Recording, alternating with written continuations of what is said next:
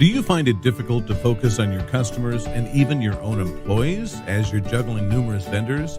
Do you have more meetings with vendors than you can count? And do their reports filled with technical jargon make you feel clueless and frustrated?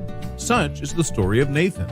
Being at a car dealership, he's concerned about his store's digital marketing presence and invests most of his time dealing with vendors to promote his business and gain more sales and market share.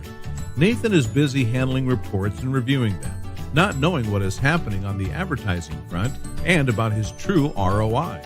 Poor Nathan is worried but can't figure out a solution until he found BZ Consultants Group. BZ Consultants stepped in and was able to take the digital marketing vendor burden off Nathan's plate, giving him peace of mind that the best interest of the dealer was always top of mind. Being an unbiased third party, BZ Consultants always made sure to relay the reports in easy, relatable, and actionable ways so that Nathan could best utilize the data. Now, Nathan can focus on what he really wanted, the customer experience and growth. By being your digital marketing business partner, BZ Consultants Group will remove the hassle of trying to hold your vendors accountable and increase your productivity with the time you will now have armed with true data. Together, we make it possible because your success is our goal.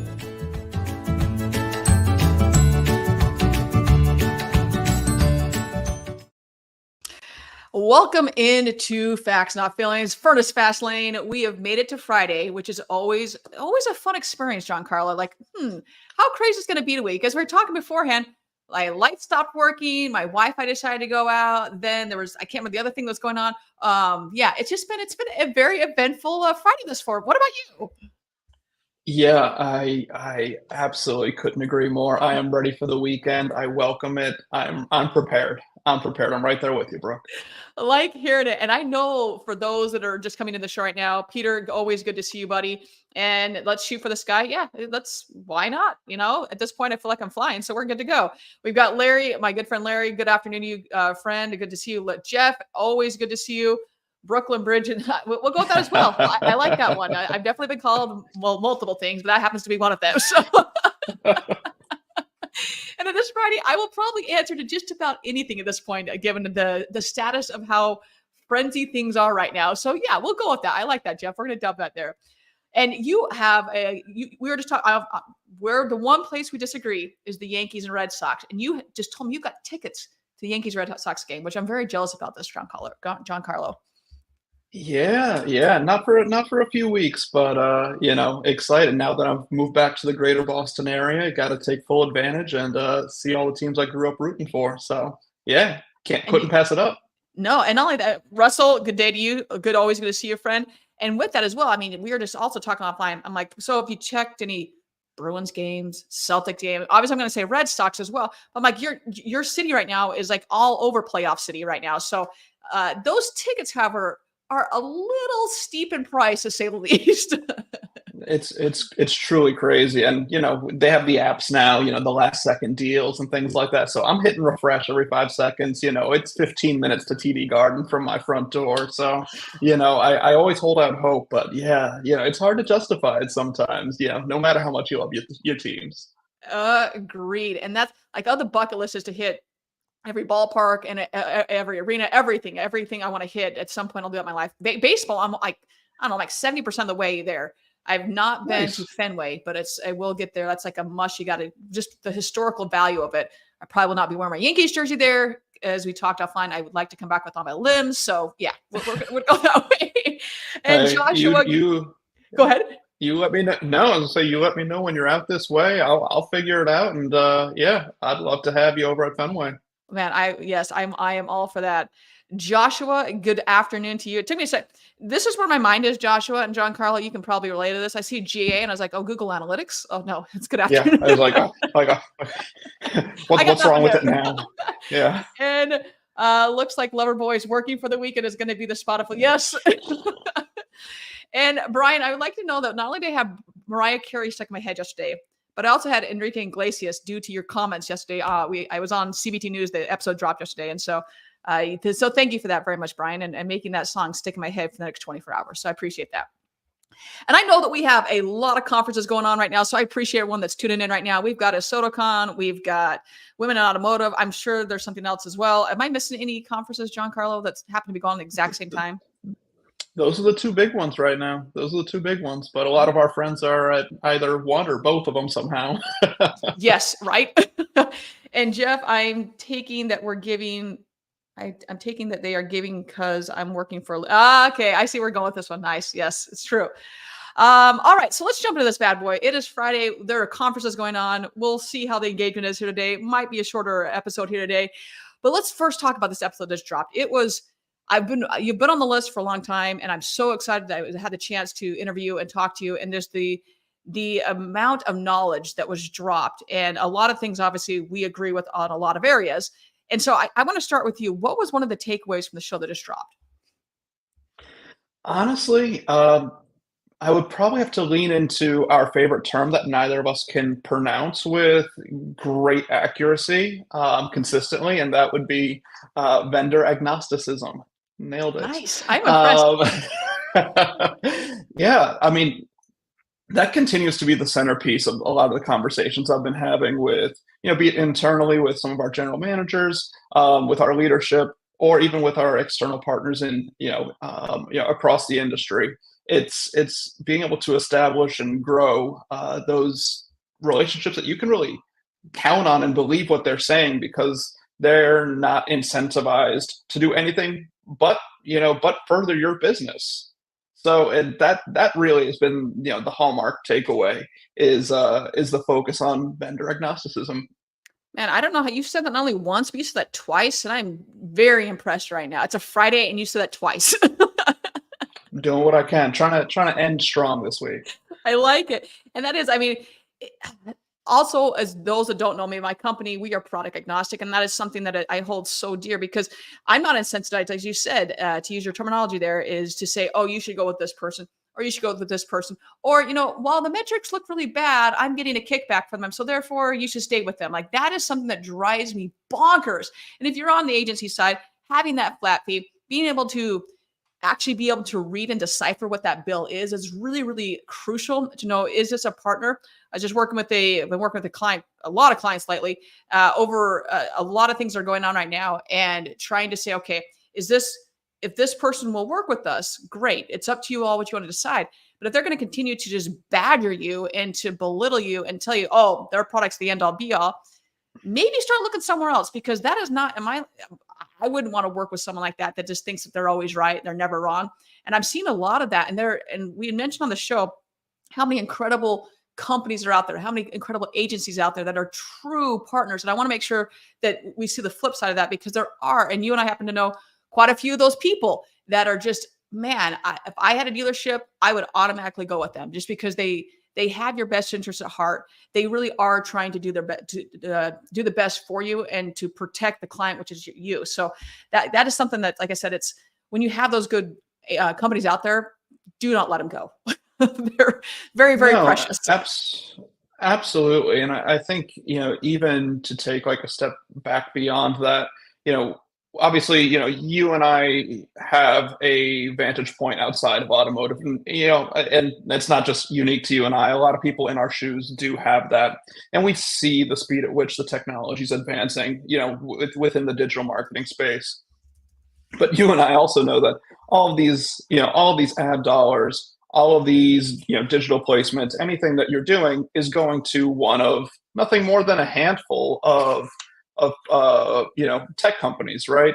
So to your point about, always thinking that you're right or having these distinctive competencies, there might be small things here and there, but largely, and to be quite honest, I love to think that I'm decent at my job, but we really are at the mercy of these companies and the changes that they make to their ad algorithms, their advertising tech.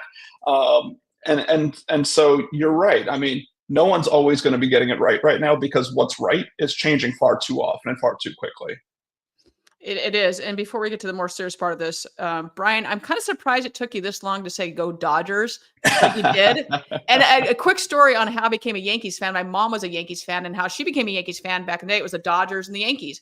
And all of her friends were Dodger friends or Dodger fans. And so she's like, I want to be a Yankee fan. And that's how she became a Yankee fan. So that is why I'm now a Yankee fan. And Dusty, it is good to see you on here, buddy. Dusty. You and I have been playing phone tag for about 7 years, it feels like. At some point, we will connect on the phone, I promise. And you're freaking De La Cruz. 4 stolen bases? Are you kidding me right now? Come on. He's a monster. He's an absolute monster. He is. Like, it is so much fun to watch him. This could be your Pirates. You know what? Although you did beat the Cubs last night, which is kind of shocking. I believe you beat the Cubs last night. You guys, I'd say the Pirates and the White Sox are kind of neck and neck on who's going to have the worst record. One of the two is going to. And yes, Dusty, he is 100% a stud. He's so much fun to watch. He's incredible. He's truly incredible. Dusty, I got to know when the next game you're going to, because I obviously love seeing pictures of you and your family, but I'm sure you've got another game coming up here soon where you're gonna see him in person, I'm sure. So I don't know. You're talking about being product agnostic. I'm curious, those that are watching right now, that what makes, maybe you have a favorite vendor partner, but maybe they're one of many, but what makes them your favorite partner? Why do you enjoy working with them? I'm curious to hear about that. Dusty Dodger game. Like, Brian, are you seeing this right now? He's going to the Dodgers game here. Taking P-Way to that will be a hell of a game, Dusty. That'd be very cool. Can't wait to see photos on that one. So yeah, let us know, like, why someone's your favorite vendor. Like, what have they done to set themselves apart that says, hey, they're not just a vendor to us, they're actually looking for the best interest of us. I'm just curious to hear some of the comments in here.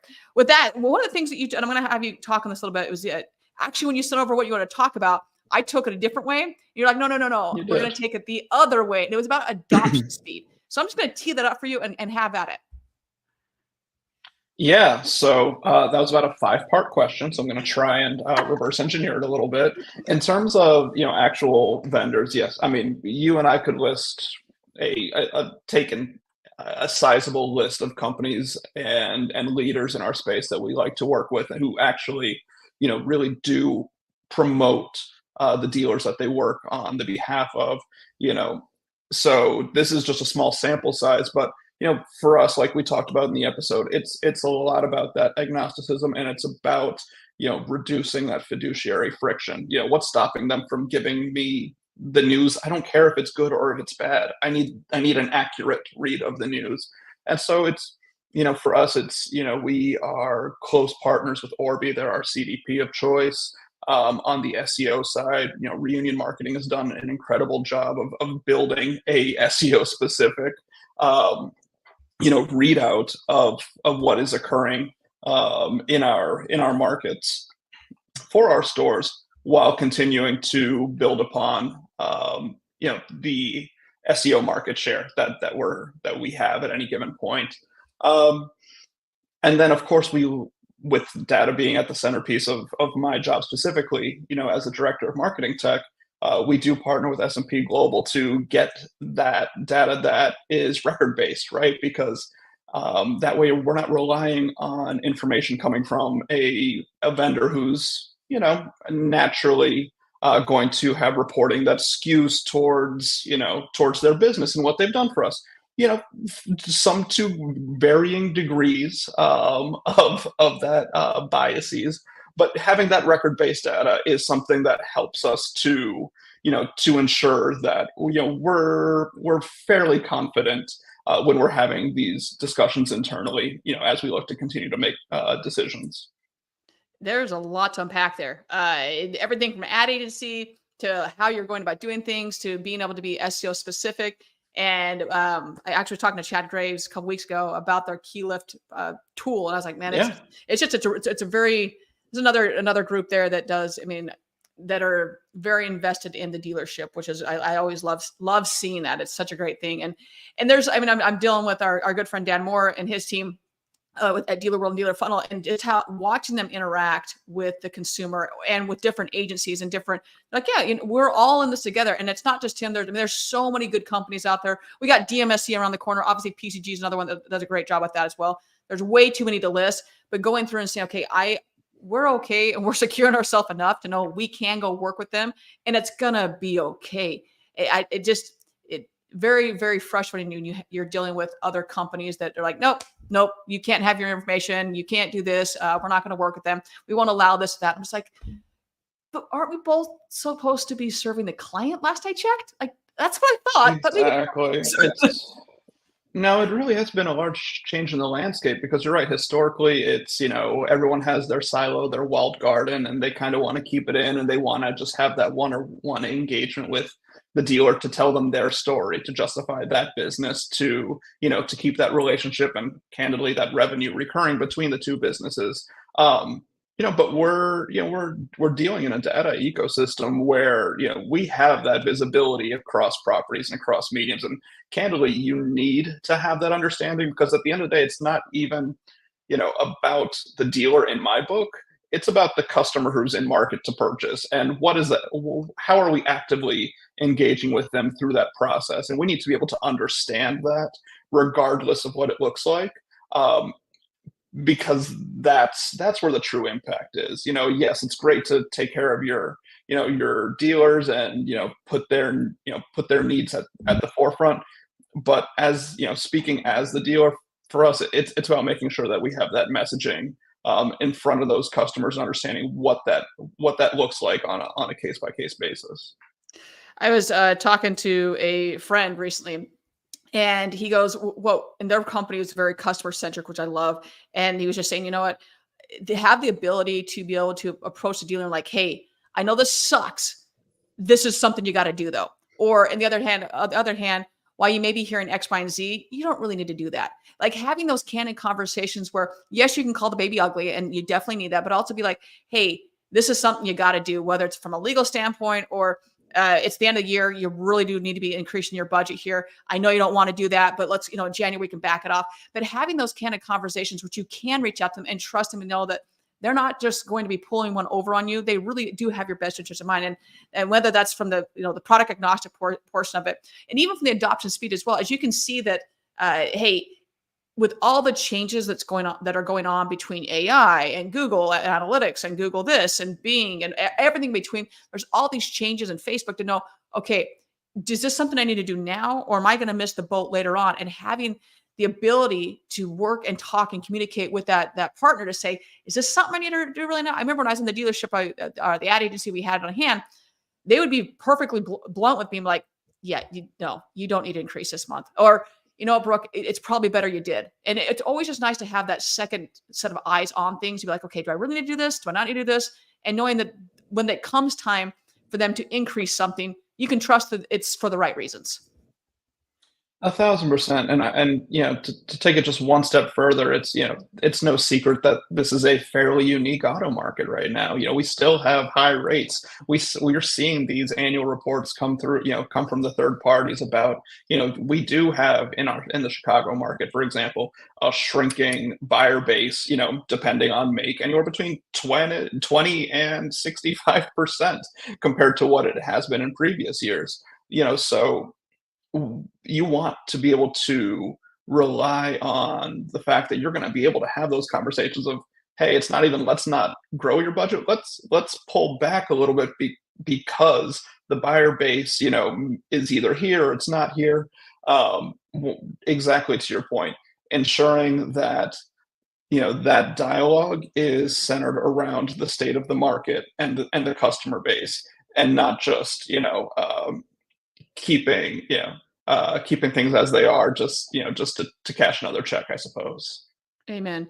And on that note, I'm going to go off script here a little bit. But for those that are going to DMSC, we will be broadcasting live. The shows will be broadcasting their live.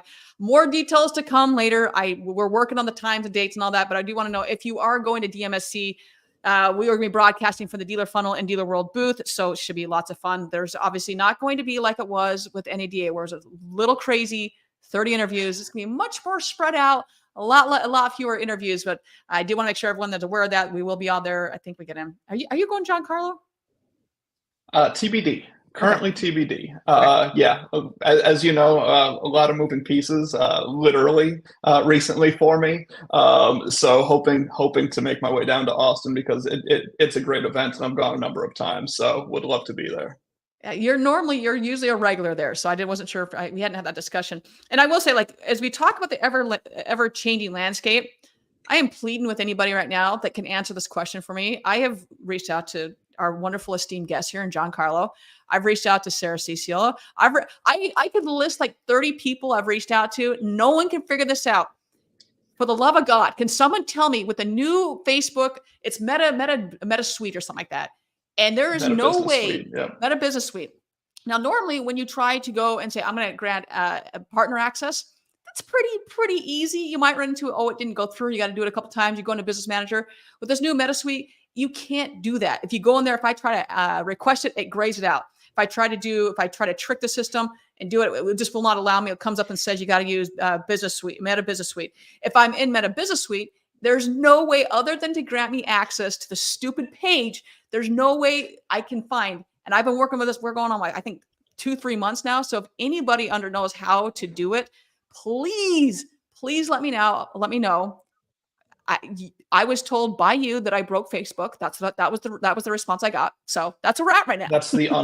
That's the unofficial word that I got from my team at Meta. Could not replicate your issue to save my life, and that was not for a lack of trying. So, props to you, Brooke.